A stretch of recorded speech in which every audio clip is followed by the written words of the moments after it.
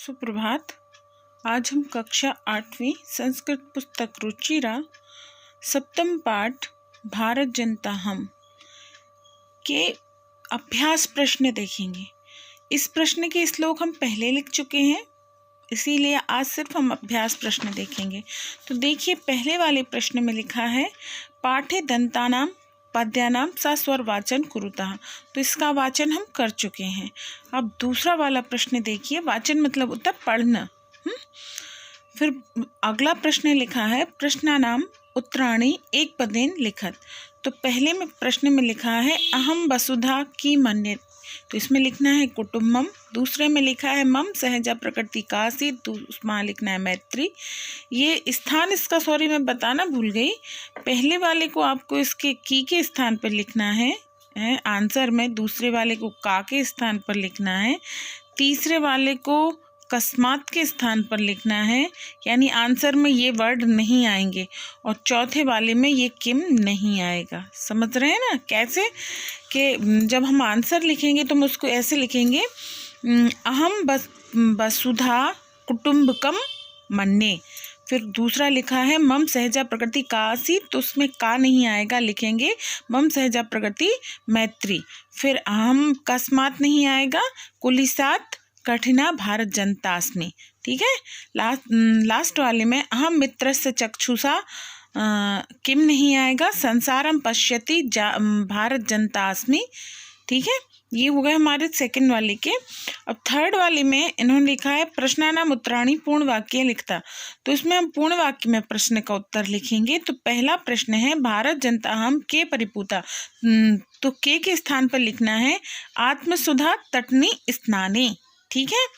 दूसरे वाले में लिखना है सम जगत कथ मुग्ध मास्ति, तो इसमें कथम की जगह पे लिखना है मम गीते नृत्य काव्य चा। ठीक है।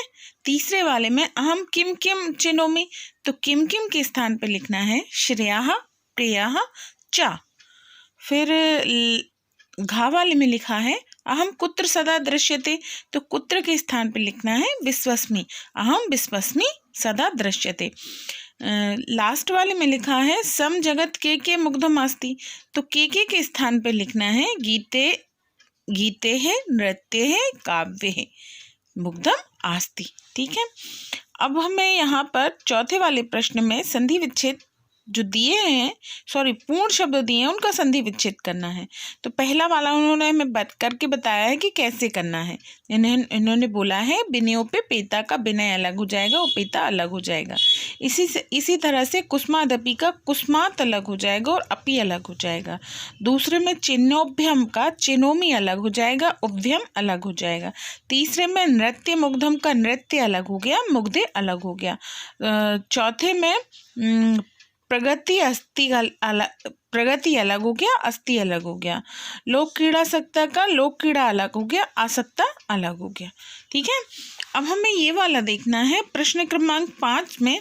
तो सुकुमार को भारत जनता से मिला देना, सहजा को प्रगति से मिला देना, विश्वस्मिन को जगती से मिला देना, समम को जगत से मिला देना, और समस्ते को, ये जो समस्ते शब्द दिया है इसको संसारे से मिला देना। देख लिया आपने अच्छे से, इस तरह से इसको मिलाना है, यानी उसके सामने लिखना है। जब हम आंसर में लिखेंगे तो वो उसके सामने आ जाएगा। ठीक है।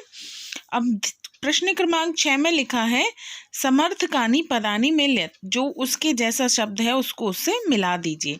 तो जगती को संसारे से मिला देना है, कलुषित को ब्रजात से मिला देना है, प्रकृति को स्वभाव से मिला देना है, चक्षुआ को नेत्रम से मिला देना है, तटनी को नदी से मिला देना है, और वसुधा को पृथ्वीम से मिला देना है। समानार्थी का शब्द का अर्थ क्या होता है? जो उसके जैसा हो।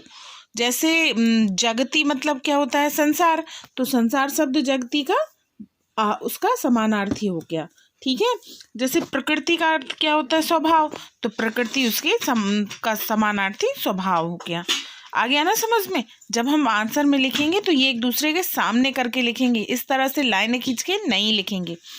अब देखना है हमें प्रश्न क्रमांक 7। प्रश्न क्रमांक 7 में ये बोल रहे हैं हमसे उचित कथनानां समक्षम अनुचित कथनानां समक्षम च इति लिखता। मतलब जो सही है उसके आगे हाँ लिखो, जो सही नहीं है उसके आगे ना लिखो। तो पहला लाइन दी है, अहम परिवारस्य चक्षुषा संसारम पश्यामि। तो अहम के ना के स्थान पर लिखना है हमें, पश्यामि इसमें लिखना है ना। दूसरे वाला सही है तो वहाँ लिखना है आम। तीसरा वाला अहम अविवेका भारत जनता हमस्मि, इसमें ना, क्योंकि भारत की जनता बेवकूफ़ नहीं है। चौथा है अहम वसुधा कुटुम्बे न मन्ये, तो इसका ना, क्योंकि हम वसुधा कुटुम्ब में मन्ये, ना मन्ये नहीं मन्ये। और लास्ट वाला जो दिया है अहम विज्ञान धना ज्ञान धना चास्मी, तो वो है आम। हाँ, हमारे पास विज्ञान भी है और हमारे पास ज्ञान भी है, ये इसका अर्थ हो गया। ठीक है, अब इसमें बाकी कुछ नहीं दिया है, बताया है कि जिन्होंने ये कविता लिखी है वो कहाँ से आए थे, क्या क्या उन्होंने किया। ठीक है, अगर आप लोग वैसे पढ़ नहीं रहे हैं, अगर इच्छा हो तो इसको पढ़ लेना, ज्ञान में वृद्धि करने में कोई हर्जा नहीं है। ठीक है, ओके बाय।